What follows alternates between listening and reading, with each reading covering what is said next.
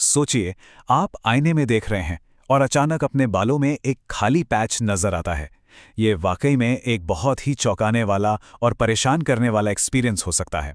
आज हम एलोपेशिया एरिटा को समझने जा रहे हैं कि ये आखिर है क्या और इससे निपटा कैसे जाए। चाहे कंघी में हो, नहाते समय हो या फिर तकिए पर, जब बाल गुच्छों में झड़ने लगते हैं ना, तो सच में बहुत चिंता होती है। मन में ना एक अजीब सी बेचैनी और चिंता होने लगती है। लेकिन देखिए, जानकारी ही सबसे बड़ी ताकत है और इसकी वजह को समझना इसे सही तरीके से संभालने की दिशा में पहला और सबसे जरूरी कदम है। इस कंडीशन का नाम है एलोपेशिया एरिटा। और यहाँ एक बात है जिसे तुरंत समझना बहुत जरूरी है।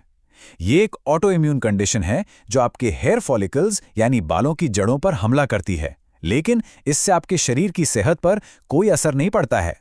मतलब आप बीमार नहीं हैं, बस आपका शरीर आपके बालों पर गलत तरीके से रिएक्ट कर रहा है। तो चलिए जरा समझते हैं कि असल में स्किन के नीचे हो क्या रहा है। एलोपेशिया एरियाटा आखिर है क्या? जैसा मैंने कहा, ये एक ऑटो इम्यून कंडीशन है। इसका सीधा सा मतलब ये है कि शरीर का अपना डिफेंस सिस्टम यानी इम्यून सिस्टम, जो आमतौर पर बैक्टीरिया और वायरस जैसे बाहरी खतरों से लड़ता है, वो कंफ्यूज हो जाता है और वो गलती से हेयर फॉलिकल्स को, जो बाल उगाने वाली छोटी छोटी थैलियां हैं, उन्हें दुश्मन समझकर उन पर हमला करना शुरू कर देता है। इस कंडीशन को लेकर ना बहुत सारी गलतफहमियां हैं जो बिना वजह का स्ट्रेस देती हैं। तो चलिए इससे जुड़ी कुछ आम गलतफहमियों को दूर करते हैं। पहली बात, ये छूत की बीमारी नहीं है, ये एक से दूसरे में नहीं फैलती। दूसरी बात, इसका बालों की साफ सफाई या देखभाल से कोई लेना देना नहीं है। और सबसे जरूरी बात, ये जरूरी नहीं कि परमानेंट हो। सही अप्रोच और ट्रीटमेंट से बाल वापस उगना बिल्कुल मुमकिन है। तो सवाल ये है कि ऐसा होता क्यों है? इसे ट्रिगर क्या करता है? देखें, इसका कोई एक जवाब नहीं है। यह अक्सर कई वजहों का एक मिला जुला नतीजा होता है। हो सकता है जेनेटिक्स का रोल हो, मतलब ये फैमिली में चल सकता है, इम्यून सिस्टम में कोई गड़बड़ी, हाल ही में हुआ कोई इन्फेक्शन, या फिर बहुत ज्यादा इमोशनल स्ट्रेस भी इसे शुरू कर सकता है। आप कह सकते हैं कि ये शरीर का एक कॉम्प्लेक्स अलार्म सिस्टम है जो गलत दिशा में काम करने लगा है।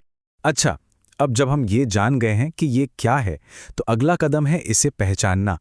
कैसे पता चलेगा कि जो बाल झड़ रहे हैं वो एलोपेशिया एरिएटा ही है, कुछ और नहीं?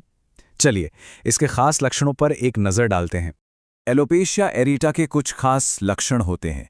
सबसे आम है अचानक से गोल, सिक्के के आकार के चिकने पैचेस का बनना।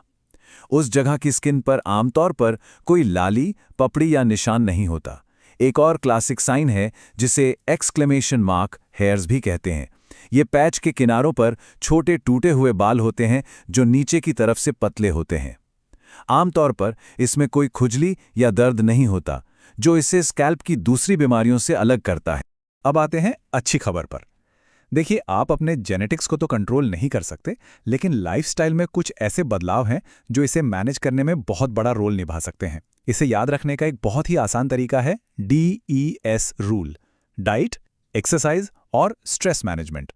तो डी है डाइट के लिए। आपके इम्यून सिस्टम को शांत और बैलेंस रखने में न्यूट्रिशन बहुत ज़रूरी है। इसका मतलब है कि फल, सब्जियां और साबुत अनाज जैसी एंटी इन्फ्लेमेटरी चीज़ों पर ज़्यादा ध्यान देना है। और जो बहुत ज़्यादा प्रोसेस्ड जंक फूड, चीनी और मैदे वाली चीज़ें हैं ना, उनसे बचना ही बेहतर है, क्योंकि वो शरीर में सूजन को बढ़ा सकती हैं। ई है एक्सरसाइज के लिए। और यहाँ हम कोई बहुत भारी भरकम वर्कआउट की बात नहीं कर रहे हैं। रोजाना बस 30 मिनट की तेज चाल जैसी हल्की फुल्की एक्सरसाइज भी कमाल कर सकती है। ये ना सिर्फ स्कैल्प में ब्लड सर्कुलेशन को बेहतर बनाती है, बल्कि स्ट्रेस हार्मोन को कम करके और अच्छे हार्मोन को रिलीज करके इम्यून सिस्टम को रेगुलेट करने में भी मदद करती है। और आखिरी में एस, जो शायद सबसे जरूरी है, stress management. Stress alopecia areata का एक बहुत बड़ा ट्रिगर है। मेडिटेशन, गहरी सांस लेने की एक्सरसाइज या योग जैसी प्रैक्टिस आपके नर्वस सिस्टम को शांत कर सकती हैं, स्ट्रेस हार्मोन को कम कर सकती हैं और आपके इम्यून सिस्टम को ओवर रिएक्ट करने से रोकने में मदद कर सकती हैं। तो DS रूल तो हो गया हमारा फाउंडेशन। अब कुछ और प्रैक्टिकल केयर टिप्स पर आते हैं जो रिकवरी में मदद कर सकते हैं। इन्हें हम 6C रूल कह सकते हैं, जो आपके बालों की देखभाल के लिए एक चेकलिस्ट की तरह है। ये रूल आपके हेयर फॉलिकल्स को हील होने का सबसे अच्छा मौका देने के लिए है। पहला, कंसल्ट अर्ली। जितनी जल्दी आप इलाज शुरू करेंगे, रिजल्ट उतने ही बेहतर होंगे। दूसरा, केयरफुल हैंडलिंग। कड़ी कंघी और टाइट हेयर स्टाइल से बचें जो फॉलिकल्स पर जोर डालते हैं। तीसरा, केमिकल से बचें, हार्ड डाई और ट्रीटमेंट से दूर रहें। चौथा, कमियों को करेक्ट करें। कभी कभी विटामिन डी या आयरन की कमी भी वजह हो सकती है, तो डॉक्टर से जरूर चेक करवाएं। और आखिर में ट्रीटमेंट कंटिन्यू करें और मन को काम रखें, क्योंकि लगातार कोशिश और मानसिक शांति रिकवरी के लिए बहुत जरूरी है। तो अब इस सारी जानकारी के साथ आप इस कंडीशन को मैनेज करने में एक एक्टिव रोल निभा सकते हैं। लेकिन रिकवरी के रास्ते में एक ऐसा पॉइंट आता है जब प्रोफेशनल मदद लेना बहुत जरूरी हो जाता है। तो चलिए बात करते हैं कि वो मोड़ कब आता है। तो सवाल ये है कि डॉक्टर मतलब एक डर्मेटोलॉजिस्ट से मिलने का सही समय कब है। देखिए, लाइफस्टाइल में बदलाव तो बहुत हेल्प करते हैं, लेकिन कुछ ऐसे साइन हैं जो बताते हैं कि अब प्रोफेशनल मदद की जरूरत है। देखिए, अगर बाल बहुत तेजी से और बहुत ज्यादा झड़ रहे हैं या फिर एक की जगह कई पैच दिखने लगे हैं, तो ये डॉक्टर से मिलने का समय है। इसके अलावा अगर आपने पहले इलाज करवाया है और ये प्रॉब्लम वापस आ गई है, तो प्रोफेशनल गाइडेंस लेना बहुत जरूरी हो जाता है।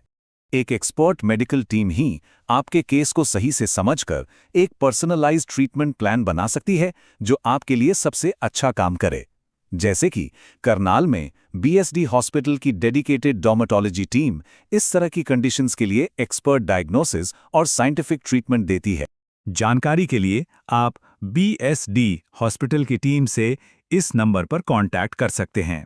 किसी भी डॉक्टर के पास जाने से पहले अच्छा होगा कि आप अपने सवालों की एक लिस्ट बना लें। डायग्नोसिस, ट्रीटमेंट के ऑप्शंस और लाइफस्टाइल में बदलाव के बारे में जरूर पूछें। याद रखें, ये सिर्फ बालों की बात नहीं है, ये अपनी हेल्थ की जर्नी का कंट्रोल वापस लेने की बात है। तो हम आपको इसी सवाल के साथ छोड़ते हैं। आज आप अपनी रिकवरी की राह पर आगे बढ़ने के लिए कौन सा एक छोटा कदम उठा सकते हैं?